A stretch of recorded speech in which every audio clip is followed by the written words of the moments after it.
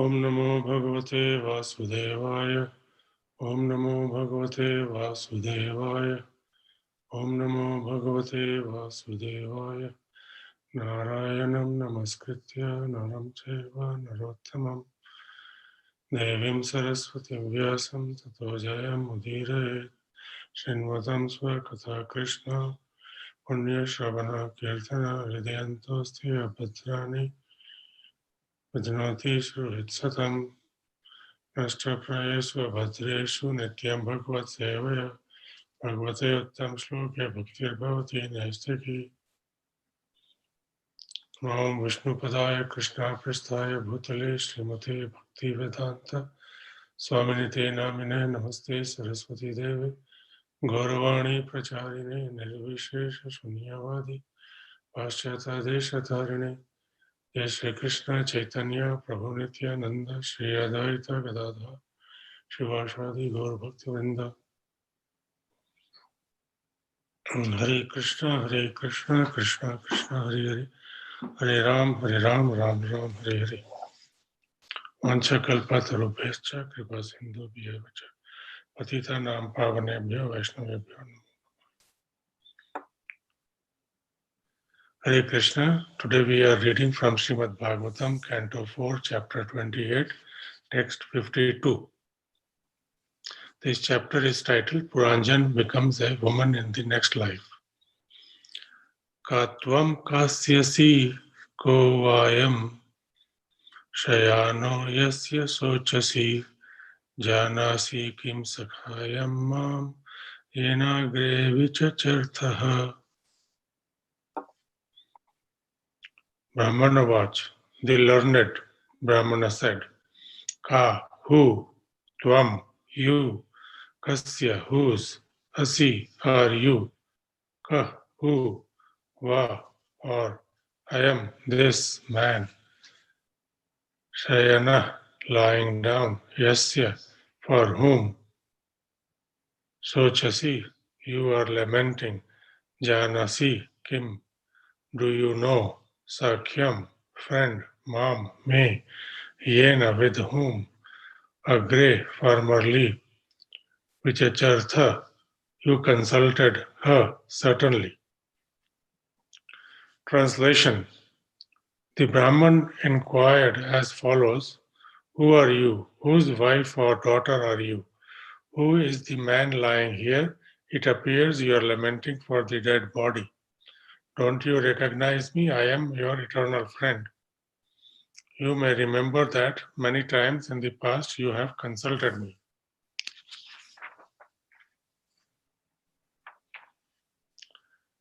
Purport by His Divine Grace Srila Prabhupada Ki Jai. When a person's relative dies, renunciation is automatically visible. Consultation with the Super Soul seated within everyone's heart is possible only when one is completely free from the contamination of material attachment. One who is sincere and pure gets an opportunity to consult with the Supreme Personality of Godhead in his Paramatma feature sitting within everyone's heart. The Paramatma is always the Chaita Guru, the spiritual master within, and he comes before one externally as the instructor and initiator, spiritual master. The Lord can reside within the heart. He can also come out before a person and give him instructions. Thus, the spiritual master is not different from the super soul sitting within the heart. An uncontaminated soul or living entity can get a chance to meet the Paramatma face to face, just as one gets a chance to consult with the Paramatma within his heart. One also gets a chance to see him actually situated before him. Then one can take instructions from the Super Soul directly. This is the duty of the pure devotee, to see the bona fide spiritual master and consult with this Super Soul within the heart.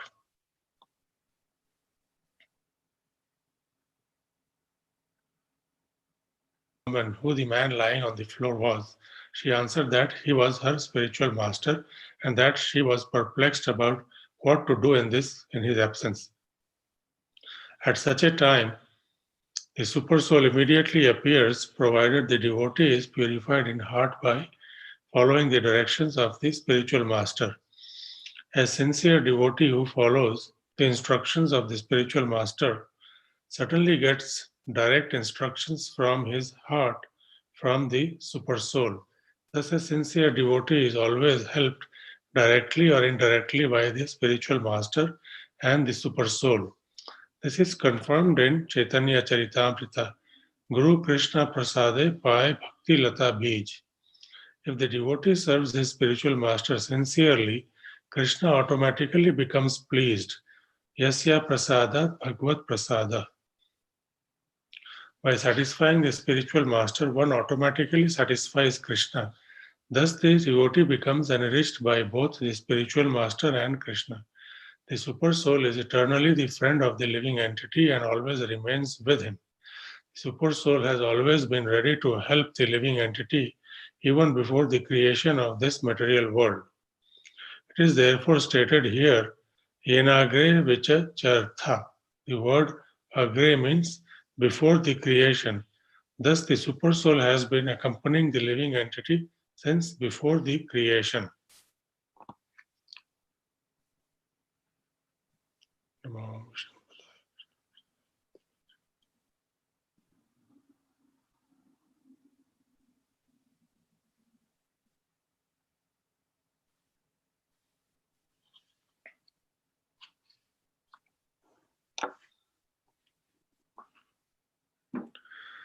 So we see here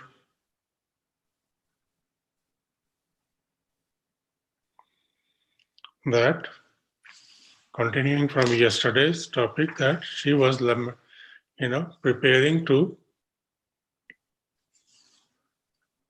put the funeral pyre for the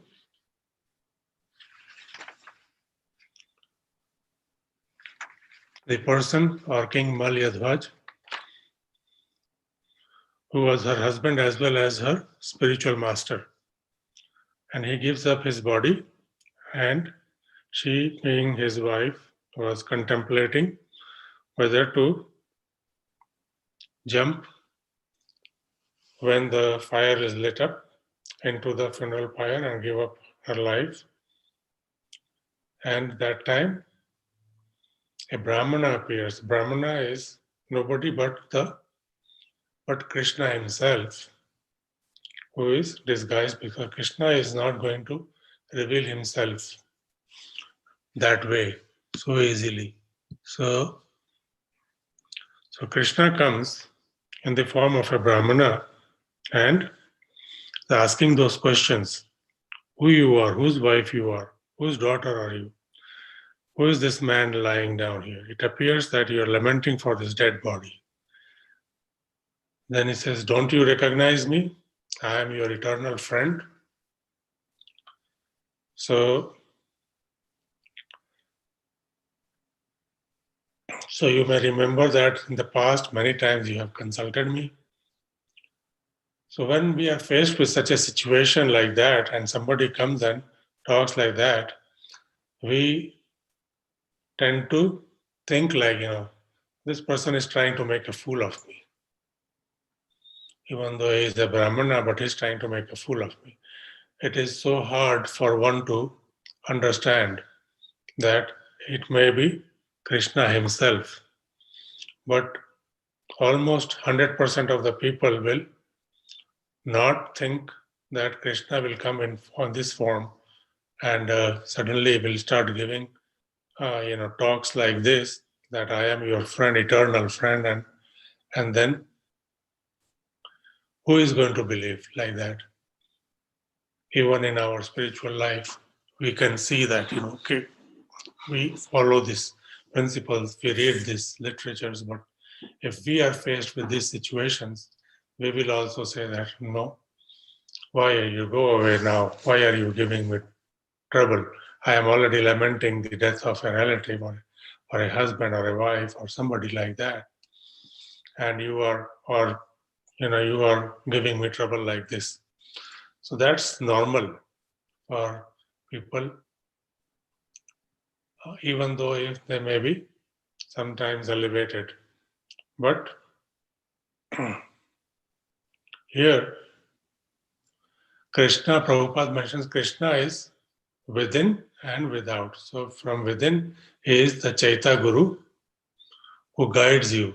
So a lot of times there are people who join the Krishna consciousness, ISKCON or other, sampradayas, and they are following the principles, the four principles, and following a devotee life, and they are conducting their sadhana bhakti nicely, but they are not having any guru. They are following the teachings of, say Prabhupada or somebody else in their books, but they have not been formally initiated. So, but they have taken that step to come in contact with Krishna consciousness by reading scriptures like Bhagavad Gita, Srimad Bhagavatam, doing the chanting, following Ekadashi, following Janmashtami. So at that time, there is always, Krishna consciousness going on. You are thinking so nicely about Krishna by reading the books, by reading the pastimes, by reading the stories of Mahabharata, and you are, having these discussions in the society of devotees, and you begin to realize that you are making progress. You are becoming really influenced by these kathas, by these literature, by these teachings, and you begin to think about Krishna all the time, or you begin to chant about Krishna at the prescribed rounds, and it becomes very, clean and very honest chanting. And Krishna is within the heart as Chaita Guru, is guiding you. No, do like this, no, do like that. And you get that feeling that, when you are doing something wrong, that no, that should not have been done like that. And later on, you come across some shloka or some teachings or some purport written by Prabhupada or others, that indeed your heart was telling you the right thing to do, and you still did the wrong thing. But that's how Krishna is giving you encouragement when you are not.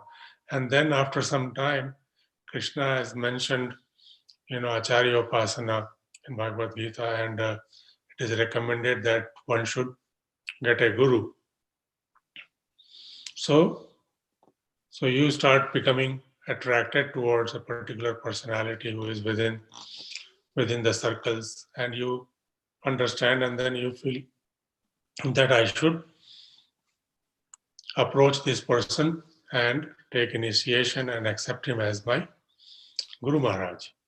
So then you take the initiation, and that is the time when you start making progress from Krishna without, like Krishna is now, has come in the form of your Guru and is guiding your actions because they have seen the truth.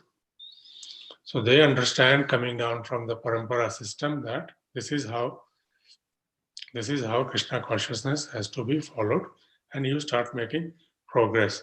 A lot of times we get the feeling that when we are going to finally give up our body towards the end of our life, and since we are initiated, Krishna or Guru is going to take care of us, even though we are not, thinking about Krishna or Guru at the time of giving up this body, which is very true. And this is how sometimes it becomes like,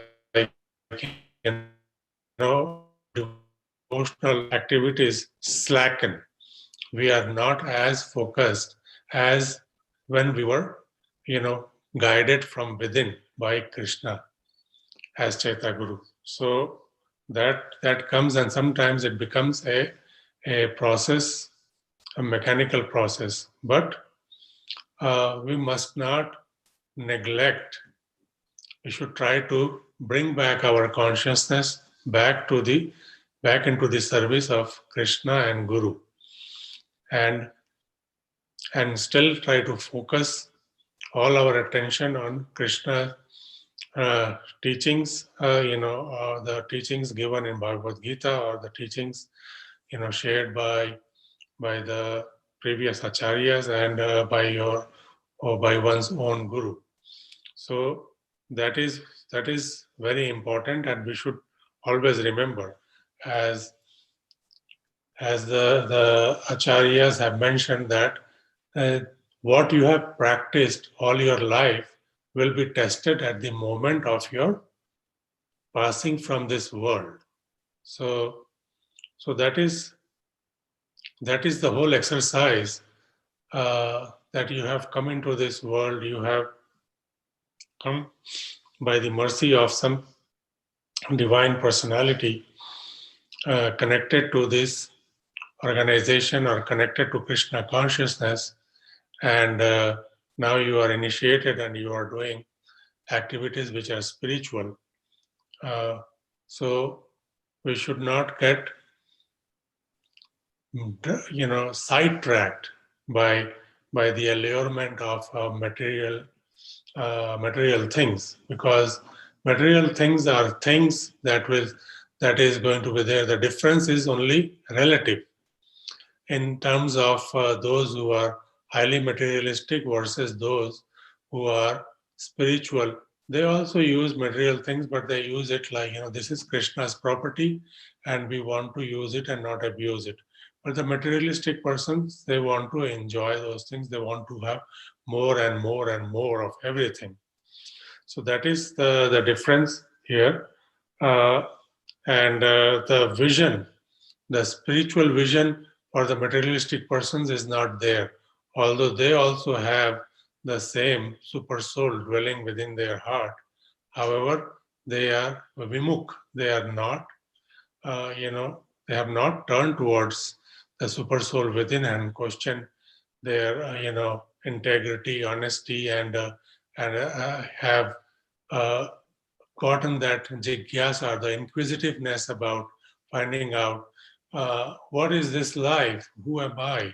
Is that I am today seemingly enjoying the riches, and what about 30 years from now, 40 years from now, when I will not be able to, when I will be old, and when I will not be able to,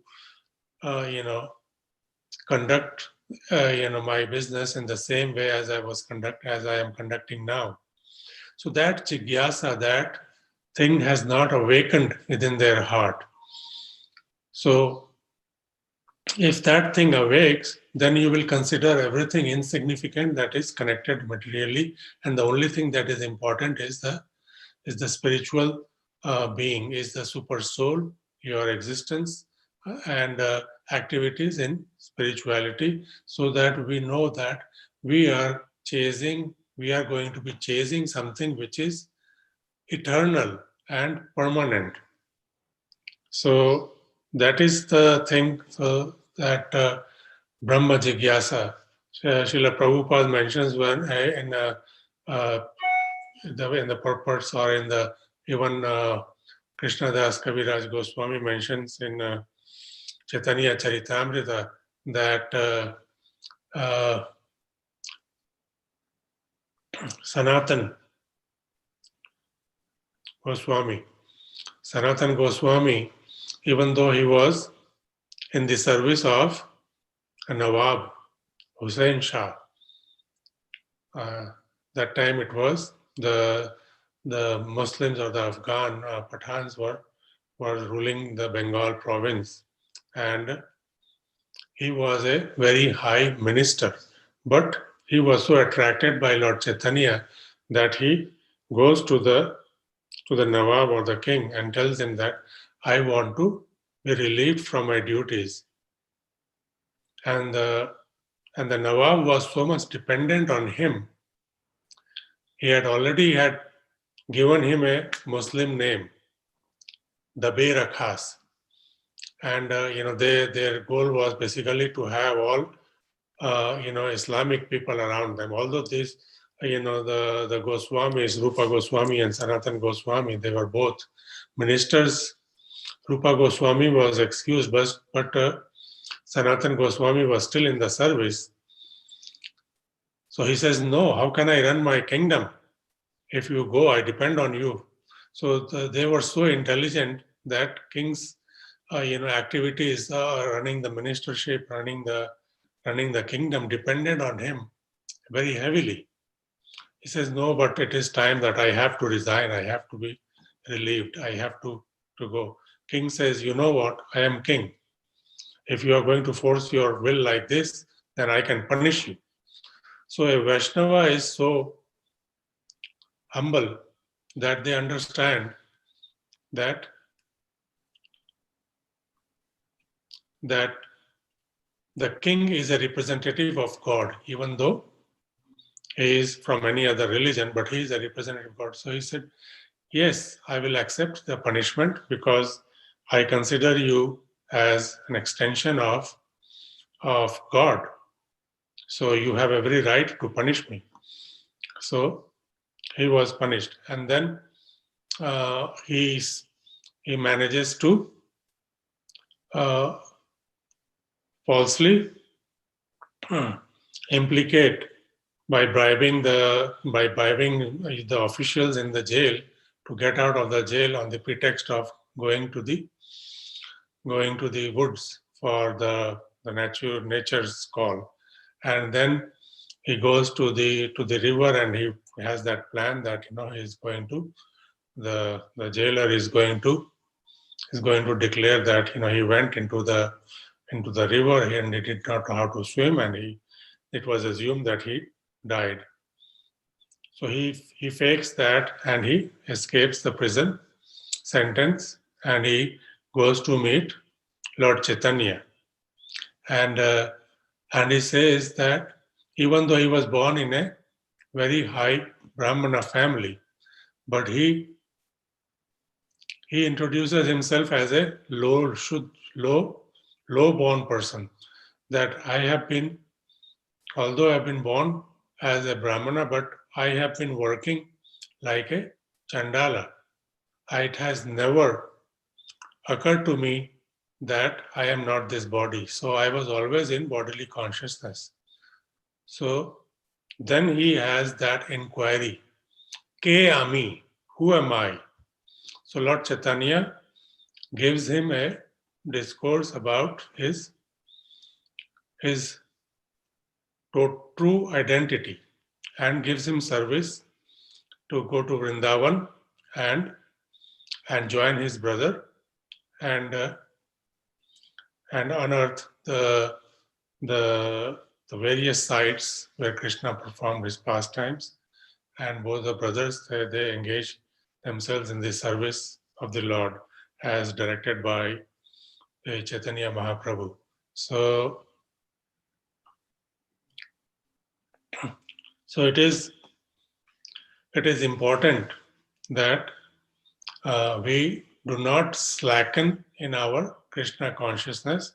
And Prabhupada also mentions that, when you see in a family or those who have the vision, spiritual vision, you see that relatives die. Oh, my son is crying, my father has died. My father has gone away. He is passed away.